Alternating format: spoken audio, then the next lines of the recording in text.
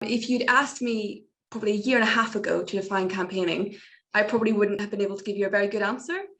Studied politics, worked in social research, but it was only recently that I started to understand what it means to mobilise and campaign and what happens outside those rooms where the policy is made.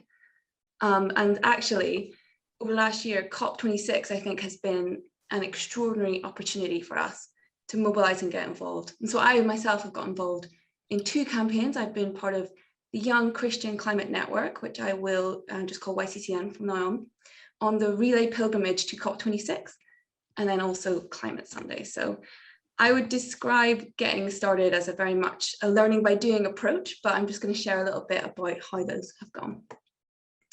So again, as Jen said, the Young Christian Climate Network is our community of 18 to 30-year-olds. We are taking action on the climate because we believe that climate justice and fair financing should be absolutely central to any action taken to solve the climate crisis because of that mandate to justice.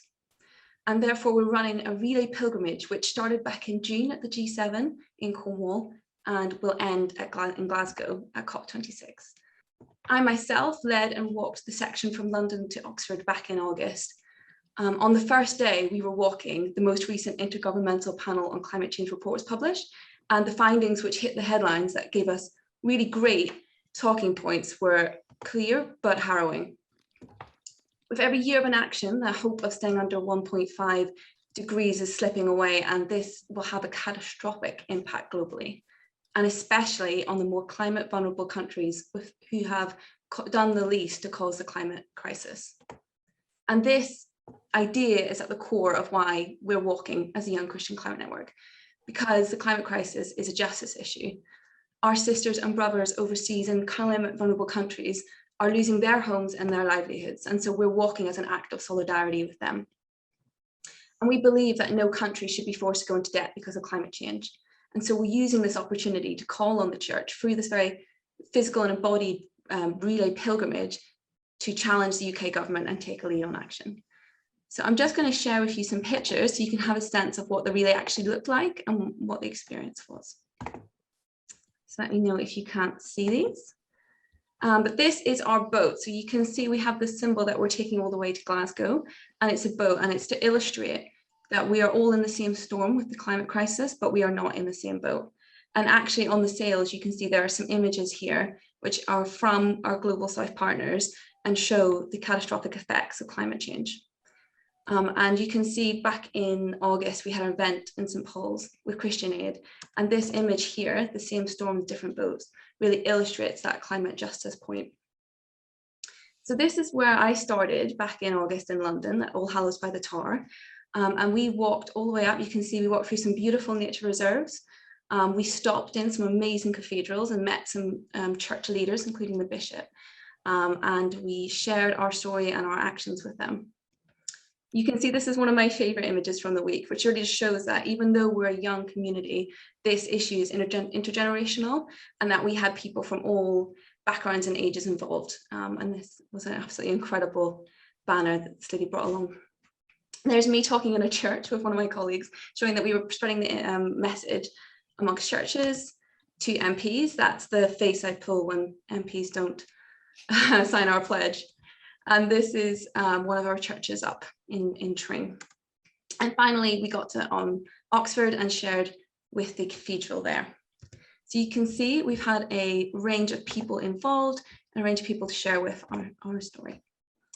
So yeah, we believe that fair climate financing is absolutely essential to climate action. So we've got these 4 asks, because it's all very lovely, showing up to cathedrals, having cakes and talking to bishops.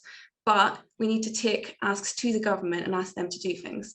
So the first thing we're asking is to reinstate the aid budget to pre-COVID levels so that climate vulnerable countries can tackle the effect of global heating, such as food insecurity, disease burden, and displacement of peoples. The second thing we were asking for was to honour and double the commitment made almost 10 years ago to provide 100 billion in climate financing to help those vulnerable communities build resilience to climate change effects, protect their natural spaces, which we understand are so crucial to getting out of this, and reduce their greenhouse gases and move towards net zero. Thirdly, we would like the UK government to lead on developing an international mechanism for addressing climate-induced loss and damage. This refers to the effects of climate change, which are already out of control and we will have to deal with. And there is currently no agreement on how to help countries to do that. And finally, we'd ask the government to push for debt cancellation so that climate vulnerable countries have resources to help confront the climate crisis. When climate disasters hit the most poor and vulnerable, the cost of rebuilding often ends up pushing these countries further into debt, and actually they end up paying interest to us rich countries who caused the crisis in the first place. So these are our 4 asks, because we believe that it's not enough just to walk, just to make a noise. We also want clear and decisive action. So that's what I do, what I was doing in the evenings. In my day job, I actually also work with the Climate Sunday campaign, which was put together in a similar way because we knew that COP would be significant and that agreement on climate action was urgently needed. And therefore, Climate Sunday came together to leave a legacy of thousands of churches with climate as an integral part of their mission and equipped to campaign on these issues. So with that in mind, we asked churches to do 3 things. 1, to hold a climate-focused service. 2, to make a commitment to long-term action through one of the 4 greening schemes, of which our Eco-Church programme is one. And to join together to sign the Time Is Now declaration to ask the UK government for a greener and fairer society. And again, that's to show that we don't only need to educate ourselves, but we also need to make a noise and to ask the government to do things. But what Climate Sunday has really shown us is that through the fact that over 2,000 churches have registered, through the fact that over the lifetime of the greening schemes, nearly 5,000 churches have registered and over 600 churches and individuals have signed our declaration, it shows that the church cares about the climate crisis. We're making the point that we're prepared to make commitments. We're prepared to put these issues at the centre of our teaching, and we're prepared to prioritise care for the creation. So we'd ask the government to do the same thing. So where do we go next with these campaigns? Commitments made in Glasgow will only be words. The important part is to come, and the governments will be looking to implement these decisions. So what we're going to do is we're going to show them that we're serious in our own commitments and keep going further. And we're going to keep pushing them to keep moving in the right direction. And it's really important to remember that whatever the outcome of COP is, if we don't get our finance asks, if we don't get a huge amount of any more signatures, Time Is Now, the church still has a huge and important role, as Andy was saying, to witness to the beauty, value and delight of creation and to advocate for these issues. So I hope that's just given you a bit of a flavour of some of the campaigns that I have been involved in.